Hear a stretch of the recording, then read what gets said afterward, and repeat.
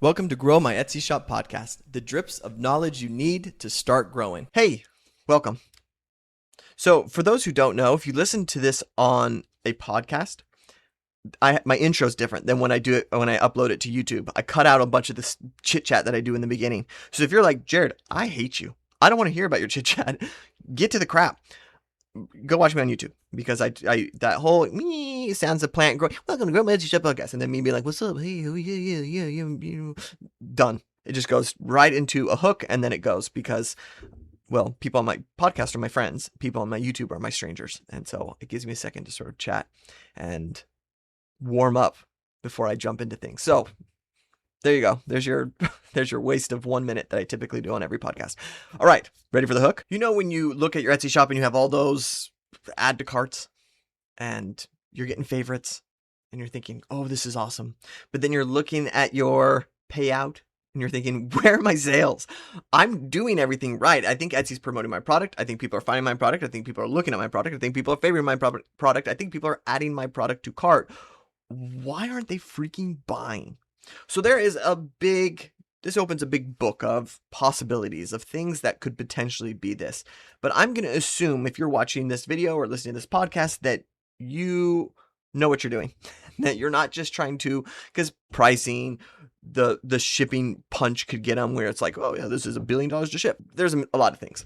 So I'm going to assume you have taken good pictures, you know your product, you know your customer. What is it? So this goes one layer deeper into come on, Jared, help me out here. So I'm going to teach this principle, and then at the end of this, I'm going to show you the principle. So if you're on YouTube, or if you want to jump over to YouTube, or if you're on my podcast, you can just click the link and jump over. I'll put a video of my friend Jake and I going through someone's Etsy shop. You may be saying, Jared, who the freak is Jake? He's my friend. But he's the owner of Watercolor Wednesday, which is an Etsy shop that I've been working with for the last couple years. And I love Jake and his wife, who I call Wednesday. So here's the principle. You can take this to the bank. You don't sell a product until someone hands you money. Wow, Jared, really profound. Yes, but this is where we get confused, is that we're like, oh, people are favoriting my product. People are adding to cart. Why aren't they buying? The answer is very simple. Boil it down. Blah, blah, blah, blah, blah, blah. Pull it out. They're not sold. So they're close to being sold, but people have touch points of being sold. Adding to cart is a very strong signal of interest. But why aren't they purchasing? Because they're not sold. They need a reason to buy. There's something that's off. Something's not connecting. There isn't an urgency. Connect something. And your job is to say why. So we can look at, and this is what you'll see at the end of this video, we can look at a very well-made product that does a great job with the Jared Robinson principle of show and tell. We show our products, we tell them what it is that is great about our products. And we use a picture or a story board to do that. So if someone sits there and is going through our pictures and they're like, wow, that's a shelf. That's a shelf. That's a shelf. That's a shelf. Are we selling them? Are we moving them? Are we enticing them to continue through that journey? Or are we showing them pictures of our shelf, hoping that they just feel an emotion about it? When you use this strategy properly, you want someone to get to the end because they enjoyed the process. They were learning in bite-sized segments. They were being told what they're looking at so that they don't have to think. And every time they go to the next picture, they're looking forward to what it is that they're going to learn about your product. So we speak to them emotionally. We share with them what their life will look like, why they should be excited, why people like it, what it's going to solve. We then go through the logic. Hey, this is how big things are. This is where, but we make it easy. We don't just put a giant ruler and we're like, yeah, it's 11 inches. Good luck figuring this out. You instead say, look, here it is next to something. Here it is in a scenery, so that you can visually see what this will look like, because that will make them emotionally excited. Oh my gosh, there it is hung up. I love that. Versus, okay, there it is by a ruler. Let me freaking put on my Inspector Gadget goggles and see if I can mathematically figure this out. I don't know why Inspector Gadget got brought into this. He's a guy with robot arms, not anyone who can do math problems quickly, but he's in the podcast. Shout out to Inspector Gadget. So here are my big 3 that I need you to look out for. Number 1, you need a video in your listing. No butts, no nuts, no coconuts. You need a video of you handling your product. This is a human nature that we have. We want to handle something. I always say this to people. If they were buying this face to face, would they touch your product? 99.9% of people are going to say yes. They're going to touch the product. They're going to pick it up. They're going to hold it. They're going to handle it. So your video needs to fulfill that for them. Does that mean you're over there showing, there I am, sanding my thing, and here I am in my office? Well, wave to the camera. No.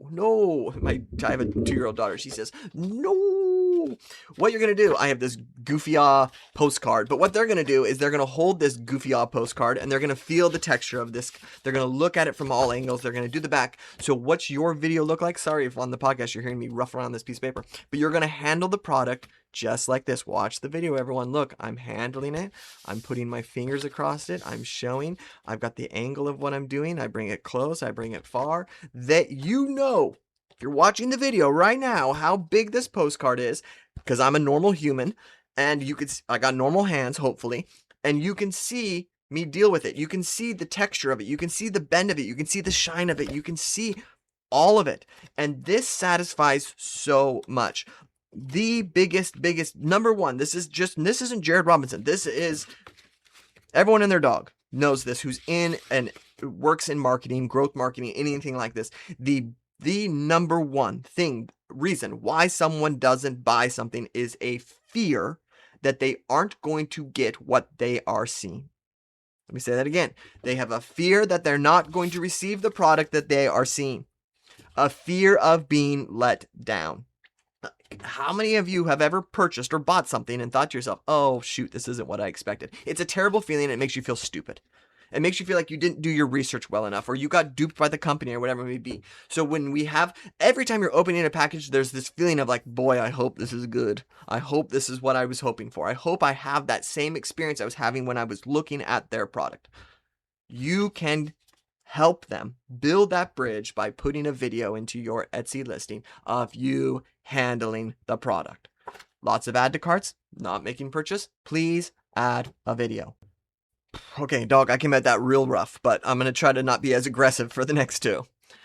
Number two, this is such a great exercise. If you have one friend in this world, I want you to do me a favor. I want you to send them your product on Etsy, not your physical product, the listing. Unless you want to send the physical product, that'd be kind of you. Good friend thing to do. But you're going to send the listing. And I want you to go through that, and I just want you to ask this question. Hey, I want you to write down every time you have a question before you go through the listing. So meaning if they're on picture 2 and they have a question, have them write it down. If they're on picture 3 and they have a question, have them write it down. If they're on picture 4, they can't read the description, they can't read the headline, they can't read anything. I just want you to be like, look, pretend like you're going to buy this product, go through it. As the questions pop up, write down these questions. This is something I do in my mastermind class. So class is a strong word. In my mastermind group, we exchange this. We go through this. We have people live go through these things and ask these questions before they continue on. Because sure, it might be at picture 7 that is solved. But if it's happening at picture 2, we got to bring that bad boy up. Right? This is nitty gritty-ish that I'm talking about here. But here's kind of my overall big advice. I'll sock you in the nose if you're doing it. Oh boy, aggressive Jared's coming back here. I don't want you to ever tell me when I go, yeah, I got a question, XYZ, and you say, here's the answer, Jared. And I go, great, where can I know that? And you go, it's in the description.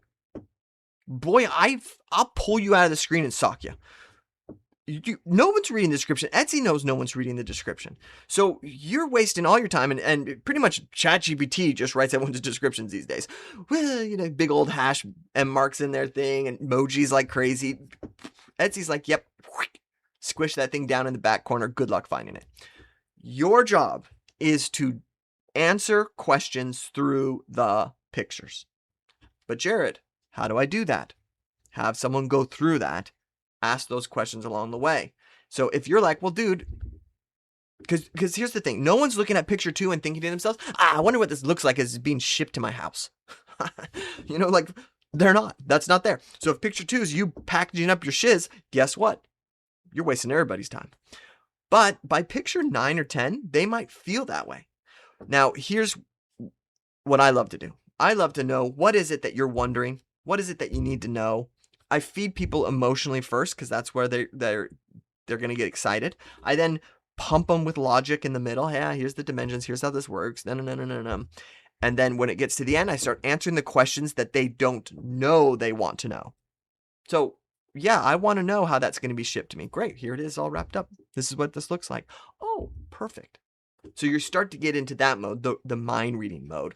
So if you can emotionally sell them, logically fill it up, and then mind read them at the end of the questions that they might have, this is great. Now, I bet you didn't know, I'm going to take you on a serious tangent here, so buckle up, is that there's a frequently asked question that you can put on your shop.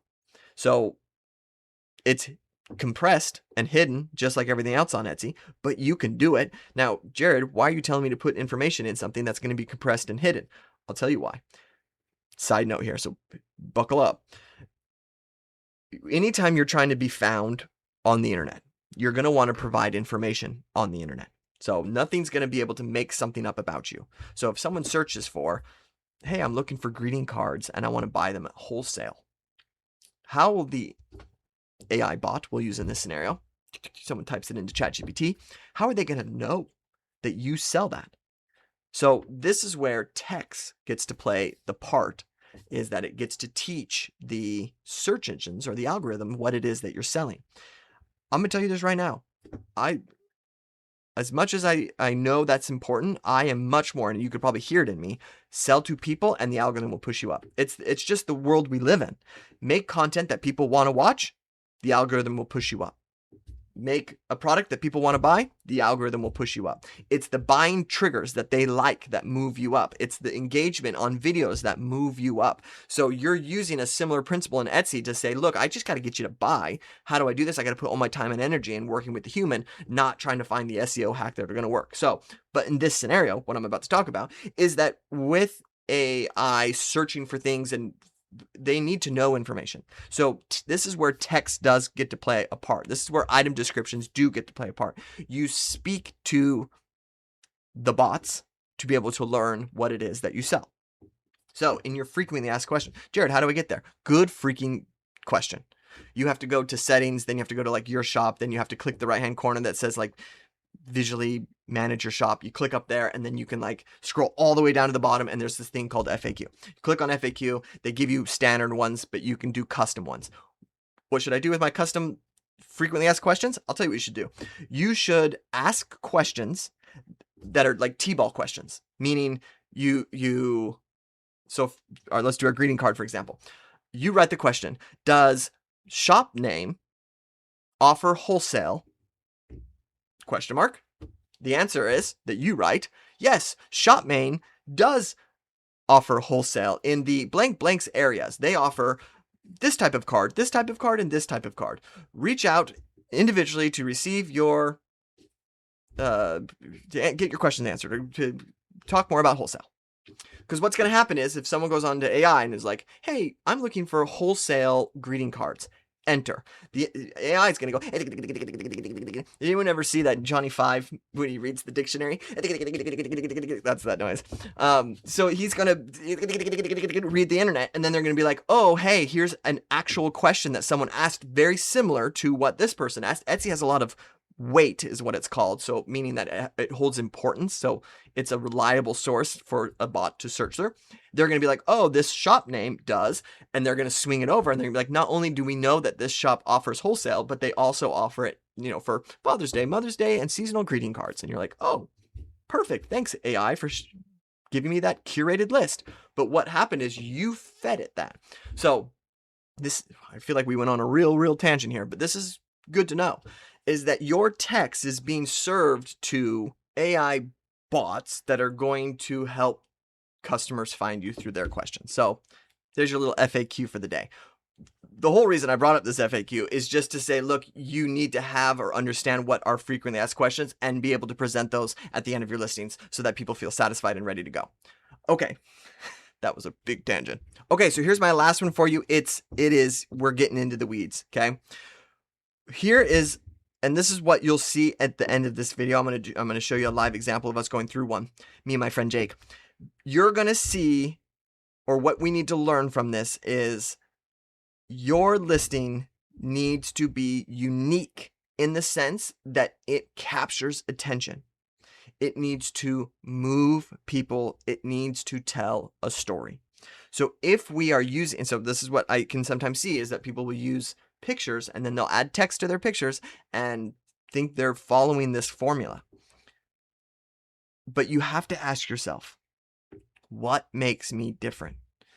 Alex Hermosi is a internet guy, and he writes a bunch of books that anyone who's in marketing reads all of his books and things like this. And he's taught this principle. He's like anytime I'm starting a business, he says, I look for what's going to make my business different. And he says, if this is nothing to do with anything, but this is interesting. He says, the more and more I study this, the more and more I get deep into this, the more I invest my time, my energy, my money into this principle, I have learned the power of having something different. He says, in fact, one of the best ways to be different is to be faster. This has nothing to do with your Etsy shop. Just log it away in case you're ever starting anything.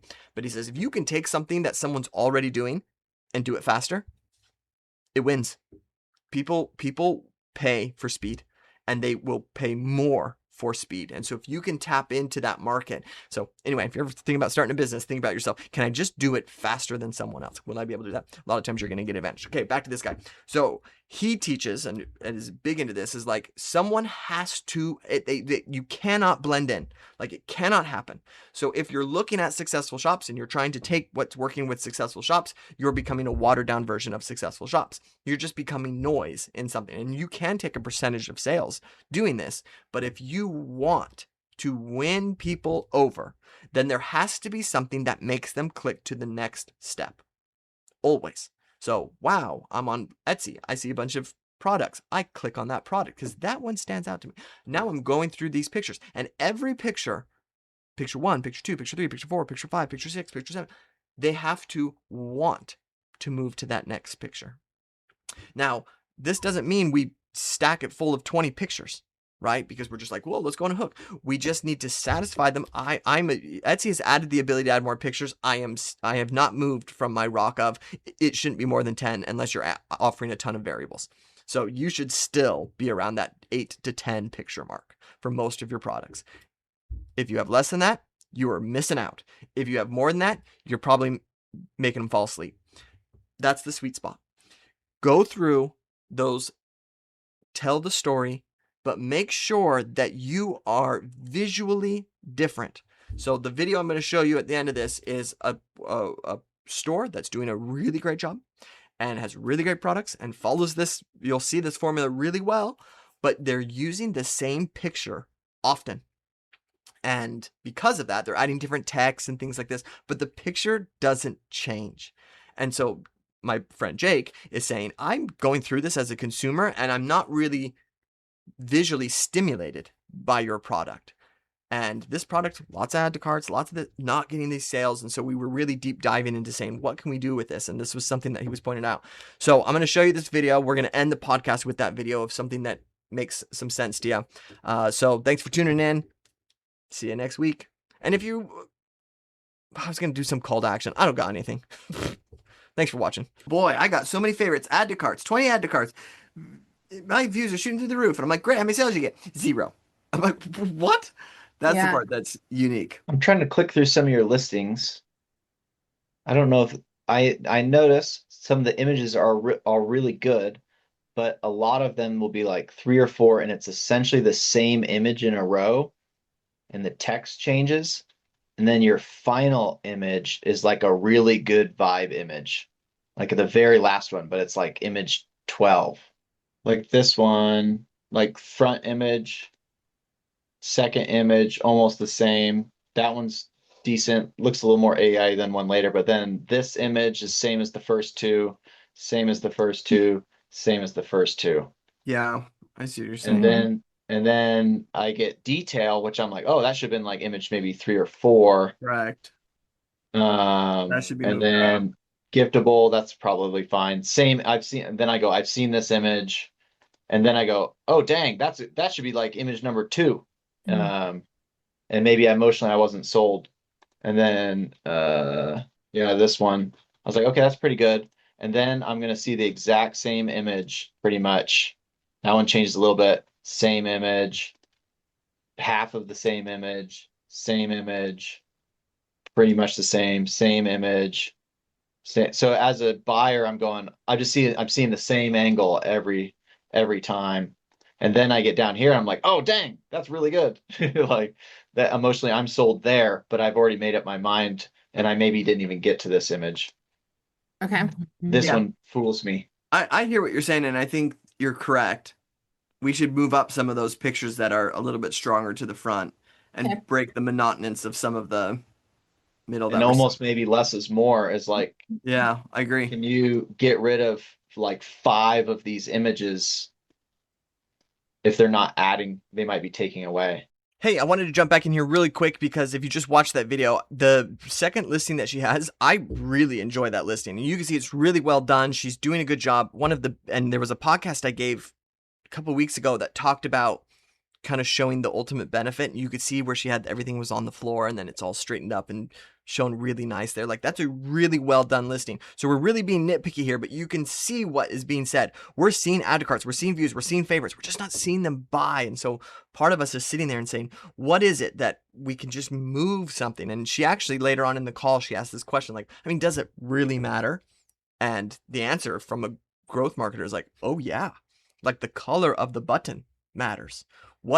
Where the placements of something is matters. You can literally change your conversion rate by adding text on something here or moving the colors over here. Like, it is a very, very real thing. And so being able to look at something, really take it in, make a decision is going to be really helpful for you. Okay. Adios.